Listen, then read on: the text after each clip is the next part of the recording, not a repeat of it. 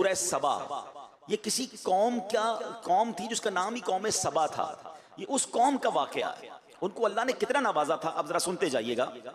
कुरान में रब फरमाता है, बिस्मिल्लाहिर्रहमानिर्रहीम, लक़द कान लिसबइन फी मस्कनिहिम आया जन्नतानि अन यमीनिन व शिमाल कुलू मिर रिज़्क़ि रब्बिकुम वश्कुरू लह बल्दतुन तय्यबतुन व रब्बुन गफूर। तर्जमा कंजुल इरफान, बेशक कौम सबा के लिए उनकी आबादी में निशानी थी। दो बाग थे, एक दाईं तरफ दूसरा बाईं तरफ। अपने रब का रिस्क खाओ और उसका शुक्र अदा करो।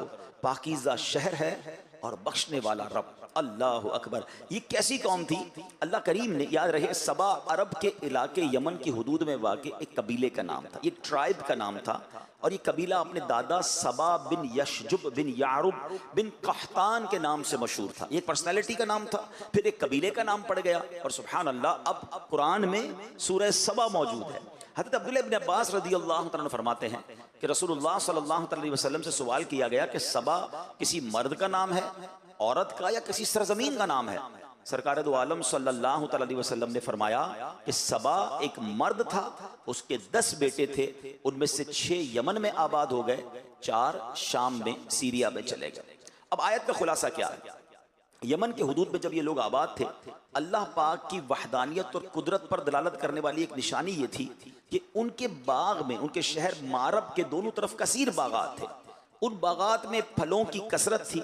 उन लोगों तक अंबिया किराम के जरिए ये कहा गया, अपने रब का रिस्क खाओ, इंजॉय करो अपनी लाइफ को, मगर अल्लाह की इबादत करो, अल्लाह का शुक्र बजा लाओ।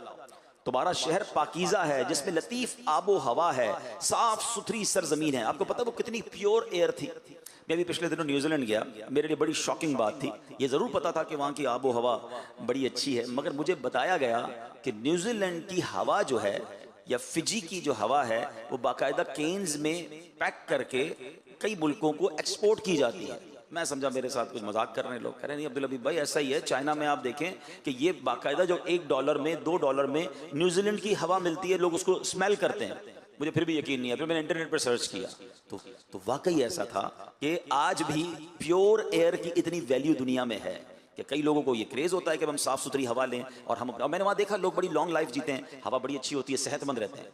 मगर कुरान कहता है, सबा के लोगों के पास जो शहर था ना, उस शहर की हवा ऐसी थी जिसमें कोई मच्छर ही नहीं था, कोई मक्खी नहीं थी, कोई खटमल नहीं था, सांप बिच्छू कोई नहीं था। बल्कि पाकीज़गी का आलम यह होता कि कोई दूसरे शहर का आदमी उस शहर से सिर्फ गो थ्रू कर लेता, गुजर जाता, तो अगर उसके जिस्म पर कोई जुएं या कीड़े होते वो भी मर जाते थे।